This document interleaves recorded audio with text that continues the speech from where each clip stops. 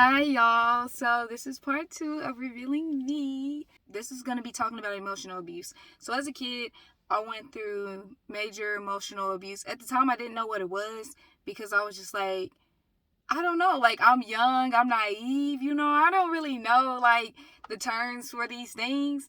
It wasn't until, like, I got older that I actually was like, oh, okay, so maybe I wasn't physically abused, but that was emotional abuse. And emotional abuse, you guys, could be like anything from people constantly calling you stupid, calling you ugly, telling you you're not going to be nothing, that you just like your daddy, that you just like your mama. Emotional abuse is pretty much those words that you don't receive well because people are literally meaning them from a hateful place. And so, like, as a child, I grew up and I had emotional abuse and things like that. And I didn't realize until I got older that, first off, the reason I went through that is because God wanted me to grow and He wanted me to one day be able to tell my story, because a lot of people go through it, especially a lot of people I came across.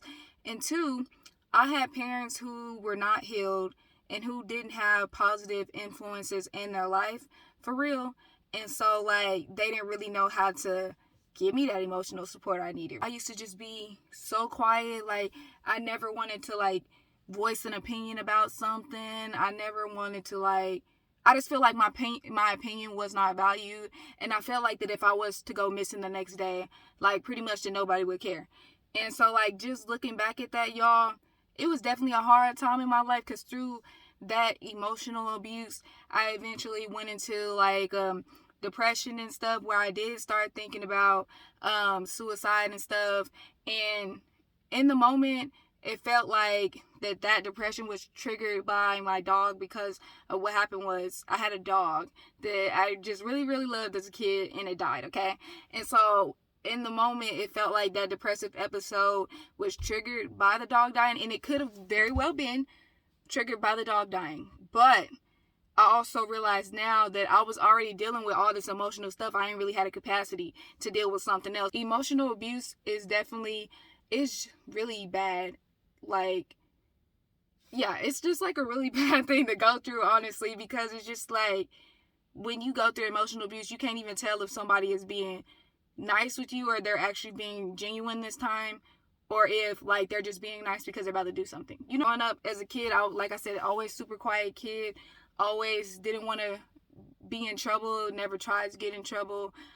Grew up trying to be a perfectionist. That perfection stuff, it even went with me as I got older. It was always like, make straight A's, or make an A and some B's, but never get no D's or no C's.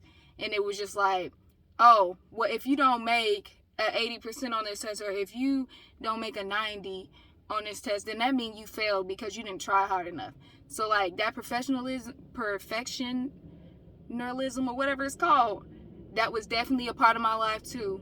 Just because, and it's not even that in the moment, I feel like that I put myself onto that perfectionism because of all the things that were happening in my childhood with different siblings and things like that. I always thought, well, in order to be loved, I have to not get in trouble. I have to make sure that I'm on my best behavior.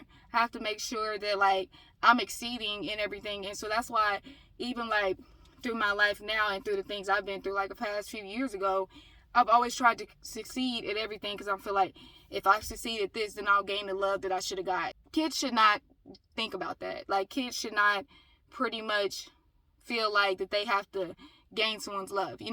And so, just going through that, y'all, it was a lot. Okay, your girl over here tearing up because I never should have had to go through that. The way I was able to overcome is because of the fact, Jesus, literally, just His word, and pretty much, like, just knowing that He said that I am fearfully and wonderfully made, that He said that I am the apple of His eye, that He's always loved me, that He sent His Son to die on the cross for me, and I never deserved none of that. You know what I mean? And so, like, just looking at His word and pretty much just seeing how much He loves me, that's how I was able to overcome that. Also, y'all, with a lot of therapy, okay? With a lot of therapy. Because even now, y'all, like, just through my life and stuff like that, like, I don't feel like I have those close relationships with family like I would want to, but it's just like the way I grew up, though. Going through these things just as an adult and everything like that, I really had to learn how to forgive. Y'all, listen. One time, I remember that I was sitting watching the Michael Todd sermon, and it was called Forgiveness University. Y'all, I was literally on the first episode or whatever, and then like I had finished it, and then right after I was finished with, the guy was like, now forgive your parents. And I'm like, no, absolutely not, because you don't even know what they did. You know what I mean? I was like, no, you don't even know what they did to me and how they like traumatized me, you know? And then like God just kept telling me, like, you need to forgive your parents. So I did.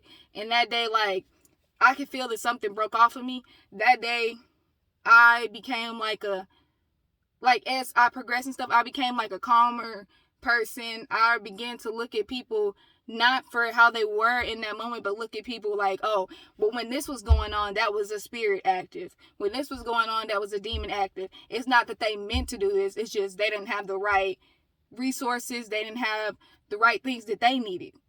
Through that pain and through everything I was experiencing, and it was just like, bro, like, why do I deserve this? You know, like, what did I do to deserve this? But at the same time, like I said, I'm truly grateful that I did go through it, because now I know how when one day when God blesses me with a child, how I want to raise them, and how I will pretty much like try not to be like the example that I had, pretty much.